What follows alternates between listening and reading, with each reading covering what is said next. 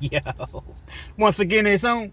Back at you one more again, Real Kens TV and the house like kitchen sinks. Now, before I get into today's story, understand that I'm the Mr. 30 minutes or better. Meaning that anytime I drop a story, it's guaranteed to be 30 minutes or better. So if you're on your way to work, you're at work, you don't feel like being there, as we so often don't. You're on your way home from work, you need to laugh, you need to cry. Perhaps you're trying to lay down and take a nap, or you're trying to go to sleep at night, depending on whatever time you're listening to or viewing this video. Or you're just in the mood for a good old-fashioned true, keyword being true, penitentiary story. This is the channel for you. If you like your 8 to 10 to 15-minute videos, absolutely nothing wrong with that whatsoever. But at Real Kens TV, it's 30 minutes or better. So with all that being said, with all that being wrapped up into one big old nutshell that is, pause. There is a message. Y'all jump in the comment section. Let me know where you're chiming in from. I'm in Lexington, Kentucky. Let me know your city, your state, your hood, your set, whatever it may be that you're representing. And let us know if you're the man or the woman that you say you be. You know, oftentimes, man, life can just get away from you just like that. The wink of an eye, the blink of an eye. And you look back and it's like, man, it was all good just a week ago. What happened? Kind of like when you get your paycheck. You get your paycheck and you like, man, where did my money go to? It's just gone. Life works very, very similar to that, if you will. Had a situation, unfortunate situation that occurred. You got Big D. Pause. That was the name they called him. Some people called him Heavy D, but most people called him Big D. Big D was one of those individuals where he was blessed. The black dude, dark-skinned dude, short hair, like wore a little fade. He was probably about 6'2", 6'3". I say he's at least 6'3". Had to have weighed, I don't know, 300 pounds, somewhere right around in the 300-pound range. And had a lot of schools that wanted him straight out of high school. Obviously, being that size, he was a football player. He ended up going to Oklahoma, the University of Oklahoma. Full ride, Division I. And this was back in the 90s when Oklahoma was kind of, you know, somewhat of a powerhouse. Man, y'all rock with me.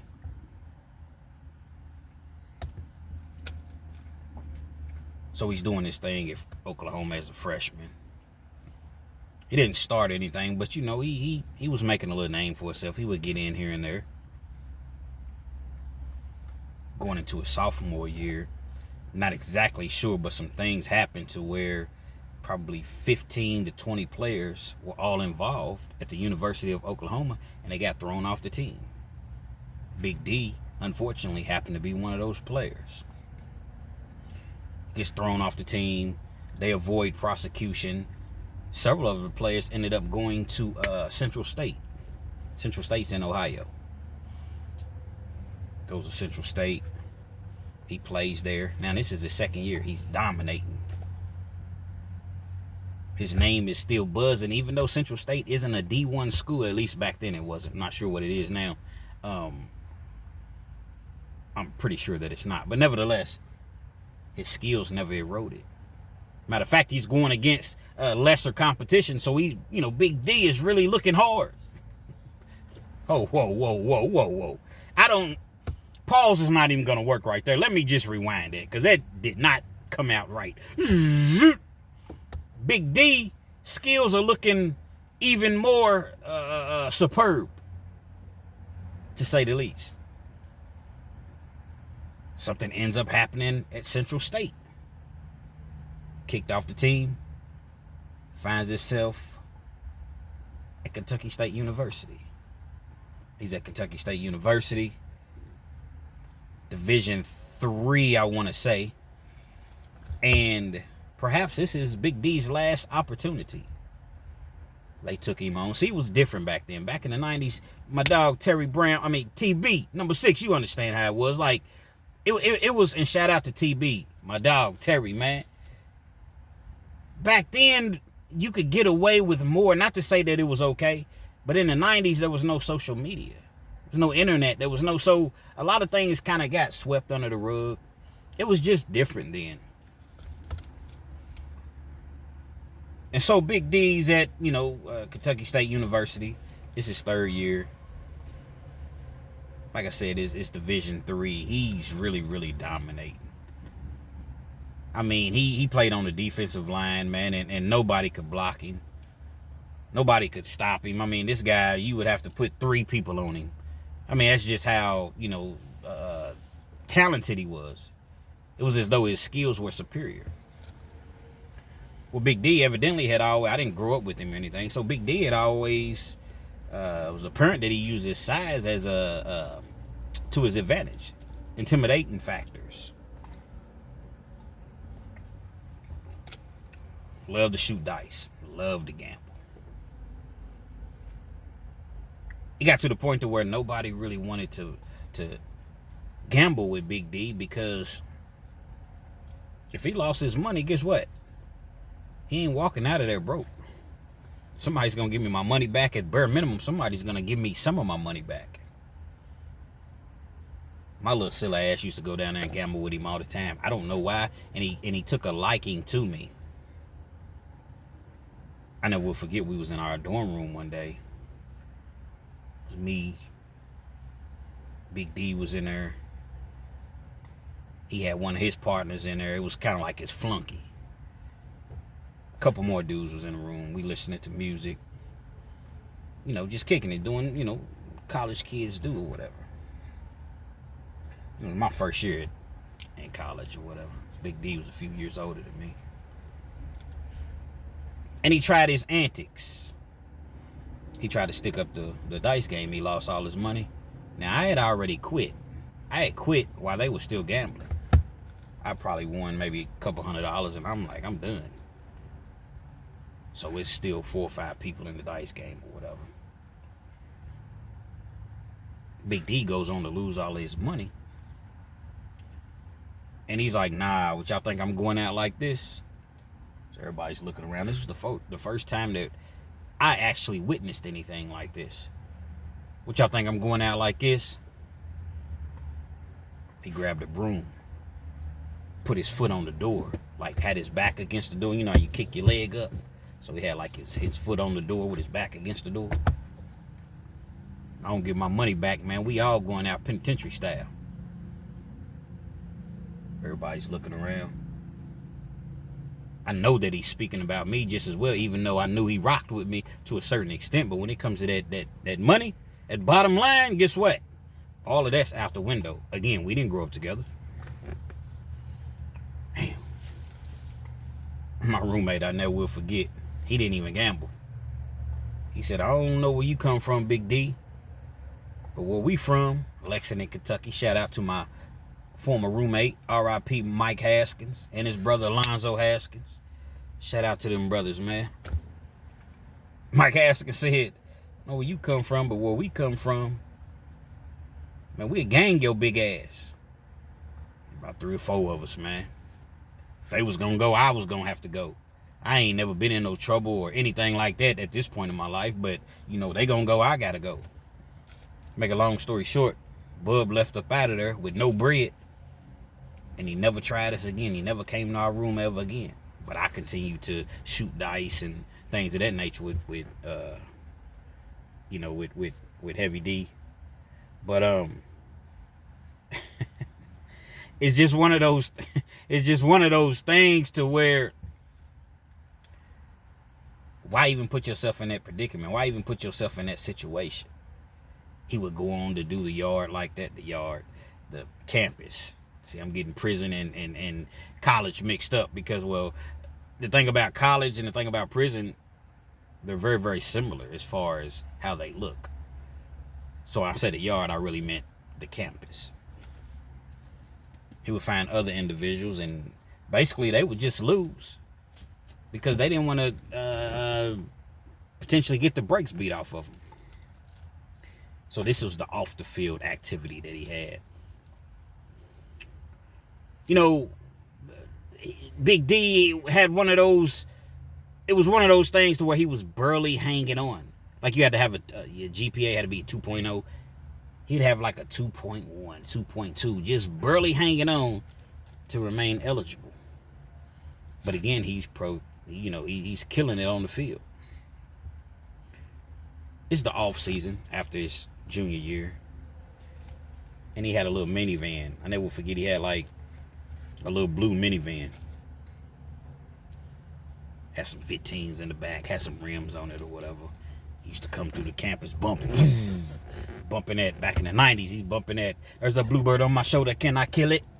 There's a bluebird on my shoulder. See, it's an RBL posse. It's a West Coast thing, man. Maybe some of y'all not familiar, but this is what was jumping during this particular time frame.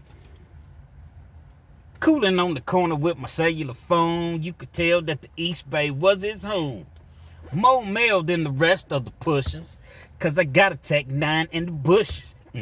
That's Spice One. He'd come through bumping that all the time, so you always know when Big D was coming, cause you might not, when he was riding through, you may not see him, but you're gonna hear that same song he would play. Cooling on the corner with my cellular phone. Him and a few of his partners was out riding one day. One of the dudes was he was on the football team. They out riding, and I don't know what they was going through. I don't to this day, I don't know what was going through their minds. They are just robbing people, man. Broad daylight, just robbing people.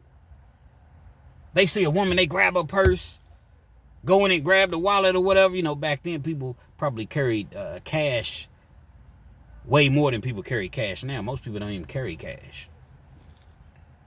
It's broad daylight, just going up to people, robbing them and laughing and driving off.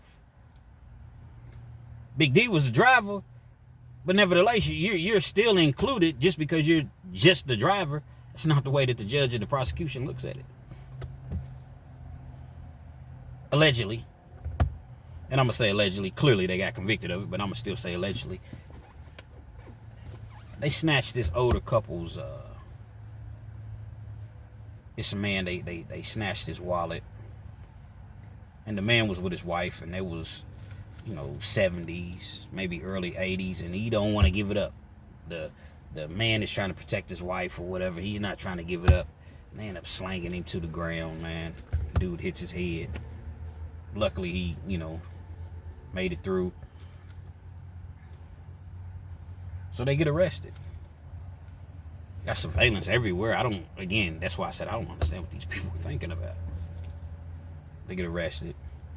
He's charged with robbery. His bond is high. They're not trying to reduce his bond. There's no bail bondsmen in Kentucky. As I always tell you all, there's no automatic 10%. So if your bond is 20 G's, you better have 20 G's. Or you better have you a hell of a lawyer that's going to go in there and you're going to need $5,000 for that. $5,000 for that. And that's just for starters, to go in there and convince the judge to lower your bond to $2,000. Maybe a little less, maybe a little more. Give you a bond reduction. If you don't, you don't. It is what it is. You're just going to sit in there. That's how so many people end up pleading guilty, because they sit and they get tired of going through the process of going to court every day. You know what, man? And not everybody's innocent.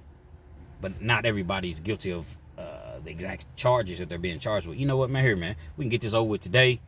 I'll take a plea deal today. Just let me be done with this county jail and coming back and forth to court every couple weeks or whatever. Get me on to the penitentiary. It's the mentality being in the county jail. Get me to the penitentiary. Imagine that. Y'all rock with me.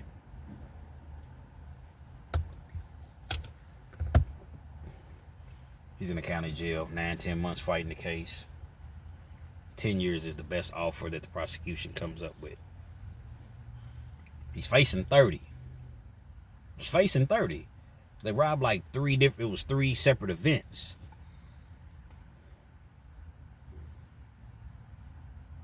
Ends up getting 10 years.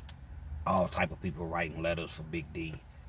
The coaches, the staff, former coaches, high school coaches, everybody, they want to see this kid succeed. But they've done some terrible things, man. You can't just go around just robbing people. The only thing that they had, I guess, to kind of hang their hat on is they never used a weapon. But it still don't make it right. And the fact that that older gentleman that was 80 years old or 75, 76 that was fighting for his wallet, actually it was his wife's billfold, that's what it was, against these bigger dudes. And the fact that he fell and hit his head and he could have been severely injured. The judge just couldn't give him probation. 10 years. Hard labor. Kentucky Department of Correction. And you got this kid. In the eyes of society, he's not a kid because he had been in college 3 years. So was he like 21? You got this young man. By the time the case was all over when he goes to prison, he's 22 years old. 20% of your time is what you have to do. You got a 10-year sentence. He has to do 2 years to see the parole board. He's already done pretty much a year in the county jail, which goes towards that time. So he has to do like another probably 14 months. And then he's eligible for parole. He's in jail. He's still doing him. He's still gambling. He's still playing poker. Cardinal sins. He still done knocked a couple people out. But he's somewhat staying out of the way as far as he's avoiding write-ups. But he's in the penitentiary, the belly of the beast. He ain't at no camp. He's behind the walls. The lions, tigers, bears, gorillas. But everybody knew him. He was an athlete, but he came up in the hood. He was known. He was always a hustler. He got his money. He got his money in the streets, but he was just athletically blessed. Just a big dude. He does his 2 years. The parole board lets him out. They bless him on a robbery charge, but they bless him. The university still had his back. They was going to allow him to come back and play football. He still had 2 years left of eligibility because his first 2 years, I believe it during his freshman year, it happened so early in the season, he didn't end up losing that year. So remember I said then he ended up going to Central State. He played for a year. Then he played a full year at Kentucky State. So technically it should have been his last year, but he ended up getting an extra year. 2 whole years left. People really supporting this young man. Still had his skills. He young. They get him back on the football team, man. And people really cared about him, man.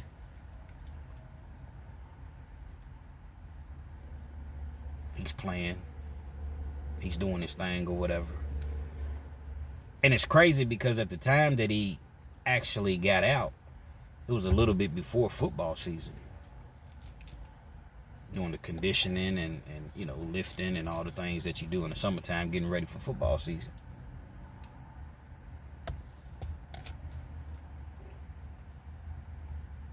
He's at football practice one day. The peoples come. 2 dudes in suits. That's never good. They say his government name. We're here to for Big D. They go up to Big D. We need you to come with us. Get him down to the police station or whatever.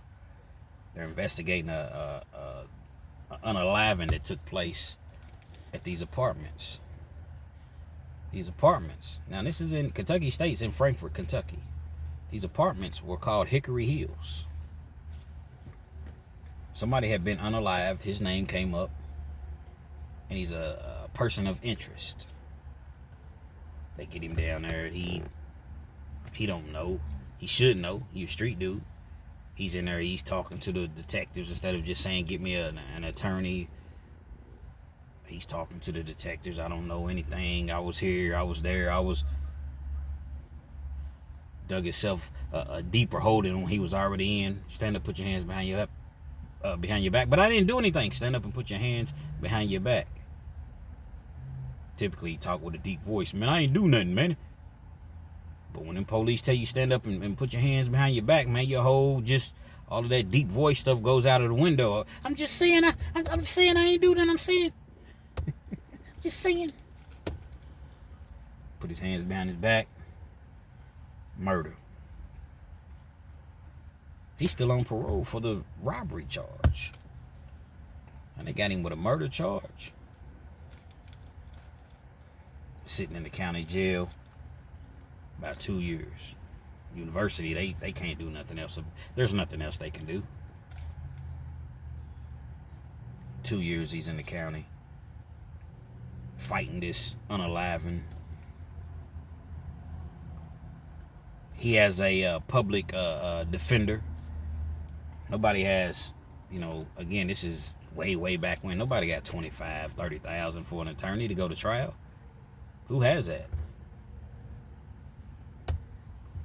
Your average individual right now don't have 25, 30,000. And this was, like I said, 20 years ago. 20 plus years ago.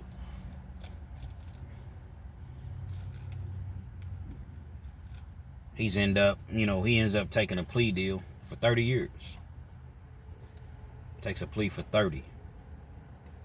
Now, back in the early 2000s and the late 90s, they had what's called a truthful sentencing. They still have it now. But you do 50% of your time if it's violent. Back then you did 50% of your time. Now it's 85%. Right before the law changed, he gets sentenced up under the old law. Truthful sentence, meaning you take the 30 years, you do 15 years. Actually, I just told you all total, he took a plea deal for 20 years. It wasn't 30, he took a plea deal for 20 years. Meaning he'll have to do 10 before he's eligible for parole. At this point, Big D is, 23? 22? About to be 23? Football is over with. He knows it's over with. He still got his backup time. As far as being on parole. And he got to do a minimum of 10 years. He's in the penitentiary just wilding all the way out, man. I mean, think about it. If you're a young dude, you 22, 23 years old, and they tell you you got to do a minimum of 10 years, and you know that you probably going to do more than that because it's a murder charge. That's what the penitentiary, y'all YNs, this is what the penitentiary is full of. Young dudes, man, just running around, just running rampant. Dog eat dog, man. It is what it is, man. It is what it is. These young dudes, man, they don't care about nothing. So he's in the joint. Some years later, I start to get into trouble. Next thing you know, actually, it wasn't really that many years later when I really reflect. Respectfully.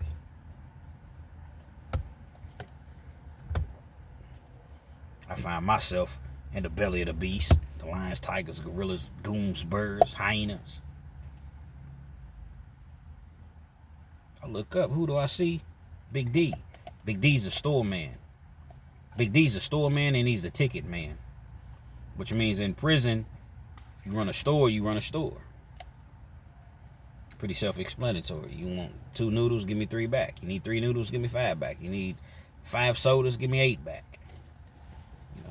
You need 10 honey buns, give me 15 back. That's not legal, by the way, in prison. You get caught up running the store, they're going to hit you with extortion. Nevertheless, a lot of people do it. You got to hustle, you got to eat. And he makes the parlay tickets. So he got a whole bunch of little soldiers, little runners running around for him. He done already been locked up at this point, 7, 8 years. He's in bit mode. He's doing his time. He ain't even thinking about the streets now. At this point, he's 30 years old. Football career's over with. Yeah, a lot of people knew who he was from that area, but guess what? That's over with. He was already a big dude. He's in there lifting weights. So you can just imagine, like, he was already 6'3", 300. He's really big now. He still got his gut, but he's huge, man. He got big arms, traps. Just a big dude, man. At this point, he's gone bald now. He don't have like the little fadey bald head. It's crazy, man, how people really act as though they don't remember you. Because I was in the dorm. He didn't say nothing to me. I knew he remembered me. But I'm not going to force myself on nobody. You know what I'm saying? I spoke. Penitentiary, man, you see no evil, you hear no evil. You don't... If a person ain't really rocking with you or speaking to you like that, you just kind of keep it moving. One day out of the blue, we was standing at the microwave. He was like, "Nigga, I I knew you. He was like, you went to K-State, didn't you? I was like, yeah. He was like, man, my little partner, man. But this was after probably, I don't know, it wasn't that long, 3 or 4 months. So, we would speak. It's not like we hung out. He's one of them dudes, an important dude, man. He go to the commissary and he come back. He got a big, because in penitentiary, they give you a net. It's like a laundry bag, a net bag. You got like the little holes in it or whatever, and a little drawstring at the top of it or whatever. So I come back from commissary. I might have $30, $40 worth of stuff in my bag. He come back. His bag is full to capacity. He got his bag walking, stomping through the yard. Then he got a couple people carrying, his other items. He might have probably bought a couple 12 packs. He can't carry all that, so he got a couple of his runners, carrying the 12 packs and carrying the commissary that couldn't, be placed in the bag. Ah, Big D, we see you. We see you shining. Oh, this ain't nothing, man. This ain't nothing, man. A little something. He's stomping through the yard, man. He, I can't necessarily say he wanted to be seen, but he knew he was definitely going to be seen. And he did this every week. You go to the commissary every single week. So this guy was really like getting it in prison, man. He was making that money. Not to say that that's a good thing, but it was what it was. Is what it is. Dude ends up owing him some money one day. It was a poker game that Big D was housing. He has a poker game. You responsible for everybody getting paid. Even if this individual don't pay, you still have to pay the people. If you want to keep business straight, you still have to pay the people that won, and you just deal with this individual that didn't pay. Situation that happened where dude didn't pay. Big D sent a couple of his goons, man, and they beat dude up real bad, man. I'm talking about stomped him out. Stomped him out to the point to where they came and, because there's always snitches on the yard. There's snitches everywhere. They were investigating the situation, internal affairs. Of course, Big D's name came up. They called him. He don't know what's going on. They throw him in the hole for 3 or 4 days pending investigation. That's what they'll do. Let him out. Couldn't really charge him with anything. They felt as though he had something to do with the beating, but they couldn't charge him with anything. Big D, he goes back to doing what he did, man. What he normally, business as usual. He's coming out of the shower one day. Never even thought that he had beef. It's not like word was getting back to him. He was cool on the yard. Well respected. He's coming out of the shower. Certain points in prison that are, all areas in prison are dangerous, but shower. In the bathroom when you're sitting on the toilet. Just any point of time in which you're vulnerable. Obviously while you sleep. When you're in your cell and they shut that door and you in the cell with a gorilla. And ain't nothing you can do. You're in a little bitty small space. Certain points of time to where prison is more dangerous than it typically is. He's coming out of the shower. Got his towel, got his washcloth, got his little bag with his hygiene stuff. Boxers on. No shirt. Got his shower shoes. Walking to the cell. Once he gets to his cell, he goes in. Because you had to, like, it's not bars like on TV to where the CO has to pop the doors open for you or open the doors for you. Now you got a key. Got the key around this little keychain or, shoestring, whatever on his neck. Man, as soon as that man opens his door and goes in his cell, about 4 of them just rush in. He didn't even see him come right behind him. Beat the brakes off of him. When I say beat the brakes off of him, man, they stabbed him. I'm sure they had locks in the sock.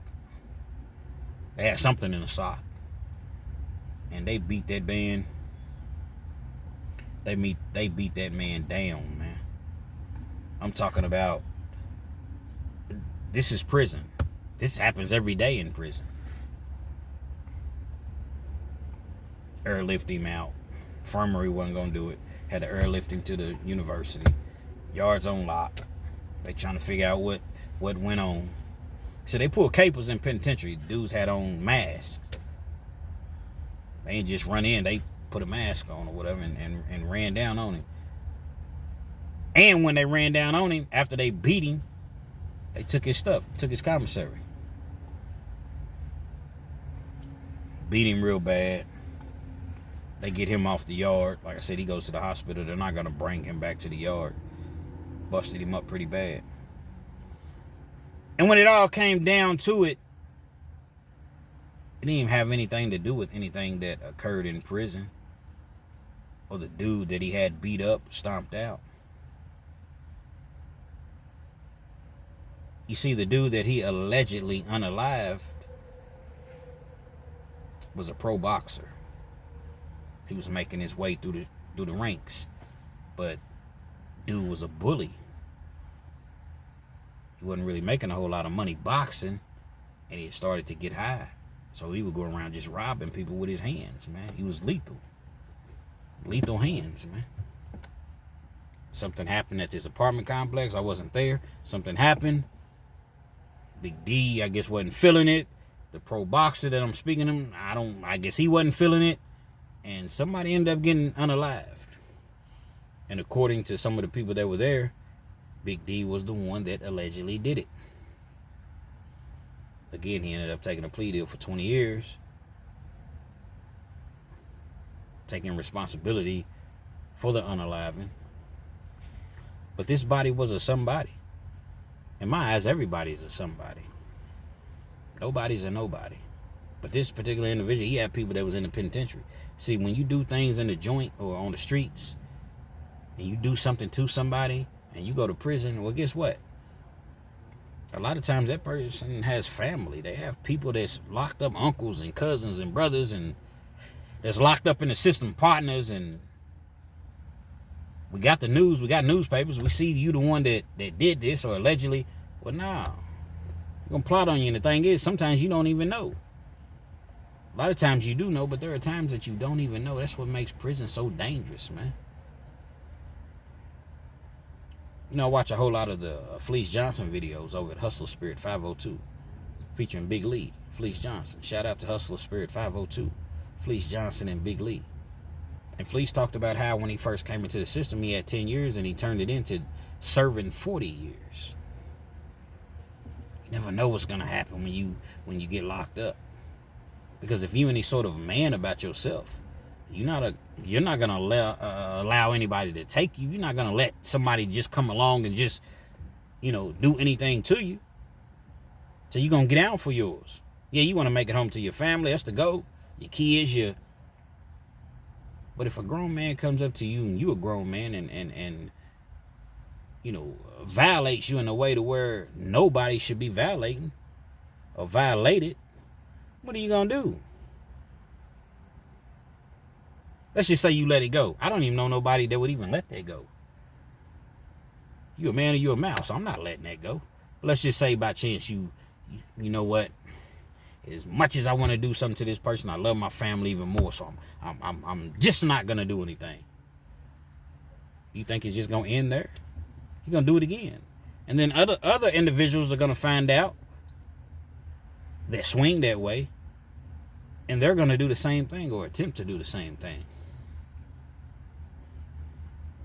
So it's like, damn if I do, damn if I don't. But I can tell you, as a person that's done over 11 years in the Kentucky Department of Corrections, man, if somebody violates you like that, man, you handle your business, man. You handle your business, immediately. Squeeze first, ask questions last.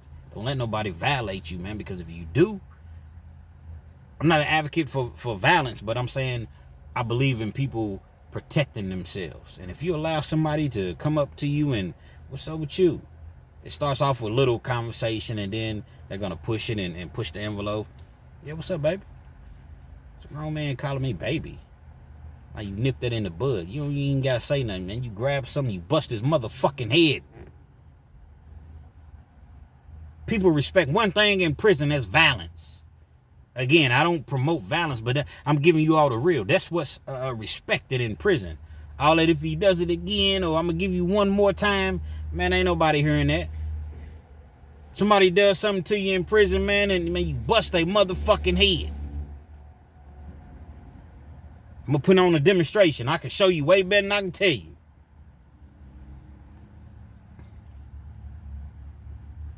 I never seen Big D again after that. Not sure if he's still in the system. Not sure if he's, because by now he didn't serve his time. I'm not sure if he got out and did something else and came back, or he turned his life around, or. But the point that I was trying to make is that when you have beef on the streets and then you go to prison, that don't mean that it ends. Like I said, with all the people that may have family and things of that nature. So just be prepared for that.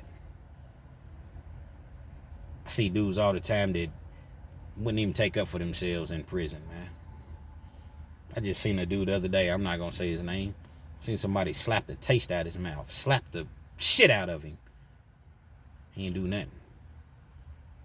But now he's out here wilding out because he got his thing with him. So he feels brave. Feels untouchable.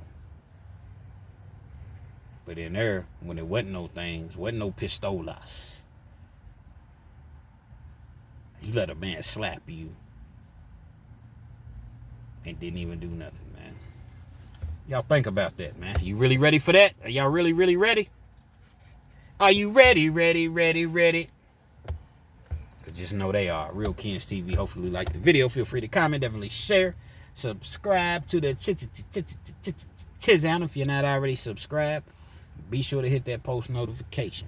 So anytime I bring you this action and this heat, guess what? You're amongst the first to receive. Real Kens TV.